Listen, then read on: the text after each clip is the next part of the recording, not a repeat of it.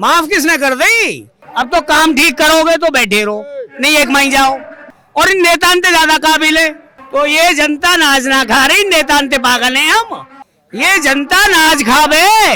भारत में वो सरकार काम करेगी जो किसान के हितों की बात करेगी।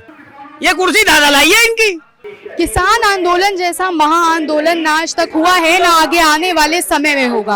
आज यहाँ मौजूद है लखनऊ के इको गार्डन में, जहाँ आप देख सकते हैं किस तरीके से किसानों की भीड़ है। सभी लोग आज अधिकार महापंचायत का आयोजन किया गया है, उसी में मौजूद है। अलग अलग किसान संगठन यहाँ पर आए हुए हैं, सब अपनी मांगों को लेकर सरकार से अनुरोध कर रहे हैं। तो आइए यहाँ किसानों से बात करते हैं और जानते हैं कि अब ये किसान महा आंदोलन क्या मोड़ लेने वाला है आगे आने वाले समय में। सबसे पहले मैं आपसे आपका परिचय जानना चाहूंगी। मैं कमांडो ओपी सिंह, जिला अध्यक्ष अलीगढ़, भारतीय किसान यूनियन। अभी तक एक साल से हम लगातार देख रहे हैं कि किसान किस तरीके से प्रदर्शन कर रहे हैं अपनी मांगों को लेकर, फिर अचानक से कृषि कानूनों को वापस लेने का फैसला लिया जाता है, तो क्या कहना चाहेंगे इस पर?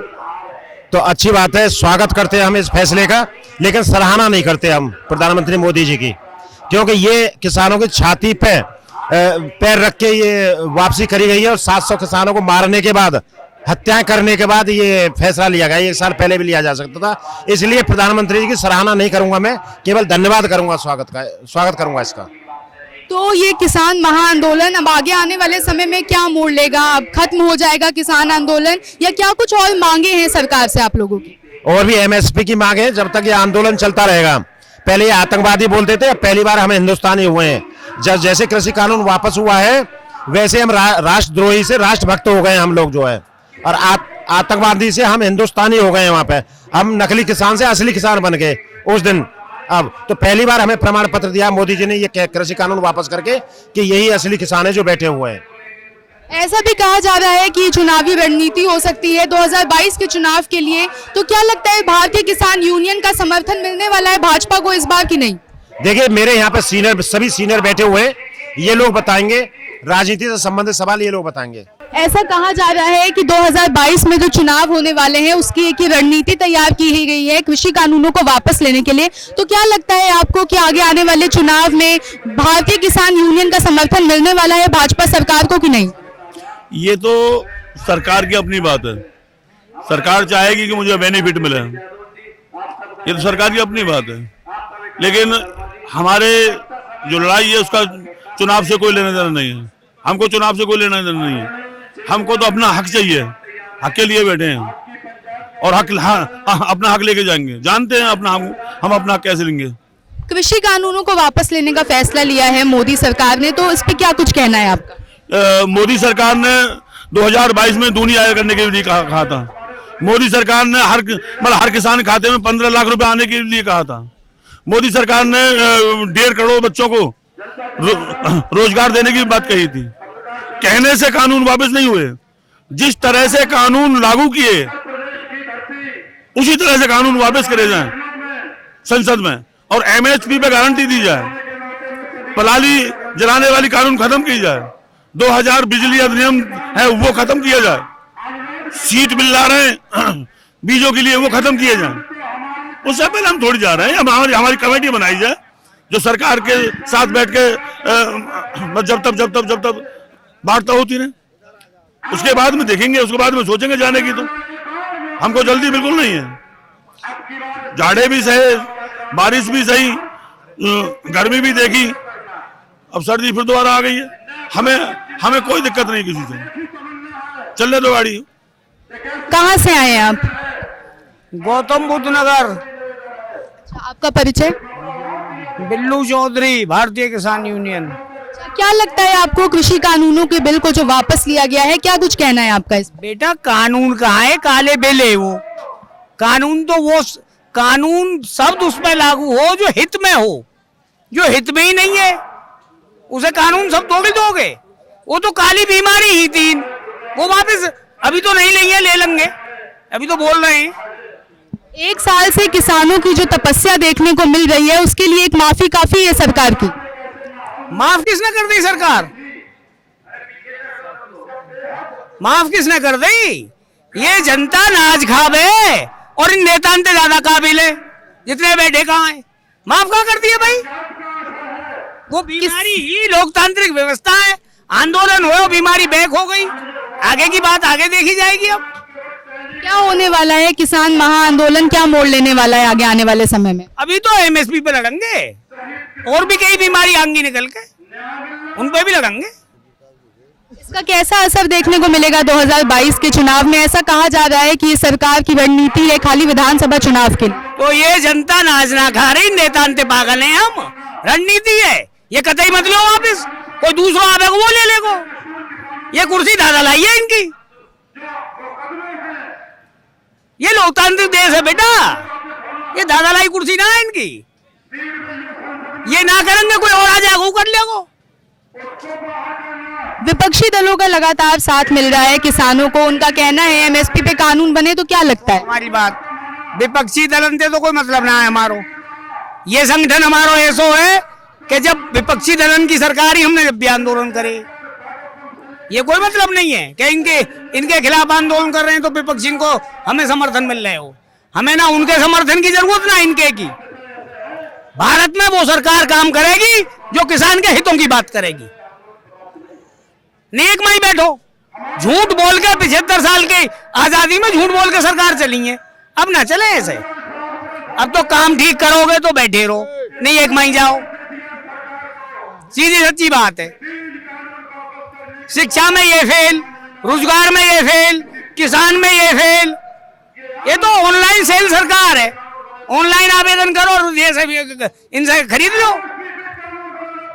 भाजपा सरकार का कहना है कि उन्होंने अपने कार्यकाल में किसानों के लिए काम किया है, गन्ने का रेट सब बढ़ाया। उनसे तुम एक काम की लिस्ट लाए हो तो हमें दिखा दो यार। ऐसा कहना है भाजपा सरकार का, काम ईमानदार है। का भी है कहना तो उनका, 2 करोड़ युवाओं को हर साल रोजगार देंगे। झूठे आदमी है ये, दिन भर झूठ बोले। पार्लियामेंट में कह रहे थे प्रधानमंत्री एमएसपी थी, एमएसपी है, एमएसपी रहेगी, 2 लाइन लिख के देने को तैयार ना है। इनके कहने से क्या है भाई? ये देश जबान से नहीं चलेगा, कागज पे चलेगा। जबान से हो कोई काम, कागज से होता बेटा काम। तुम भी कहीं जाके ये दिखाओगे कि मैंने ग्रेजुएशन करी है तो पहले पेपर दिखाओगे कि भैया ये मेरा सर्टिफिकेट है, ग्रेजुएशन करी है, फला नाम है मेरा। तो ये ऐसे चलेगी कहानी, ऐसे ना चले जैसे ये चला रहे हैं। और कुछ जो मांगे हैं, एमएसपी पे कानून बनवाने की मांग की जा रही है और भी किसानों के हित की बात हो रही है यहाँ की महापंचायत में। तो क्या लगता है कृषि कानून का जो बिल है वो वापस लेने से क्या असर पड़ने वाला है आगे? बेटा, पहले मोदी जी प्रधानमंत्री किसानों ने बनाए। मैं चौधरी करुआ सिंह बोल रहा हूँ, राष्ट्रीय प्रचार मंत्री, भारतीय किसान मंत्री। पहले मोदी जी जो बनाए काहे वो इनने बनाए किसानों ने, और किसान ना खुश कर दिए जो कि 1 साल से बैठे धरने पर। अब वो मतलब अब कोई निर्णय करो ना है।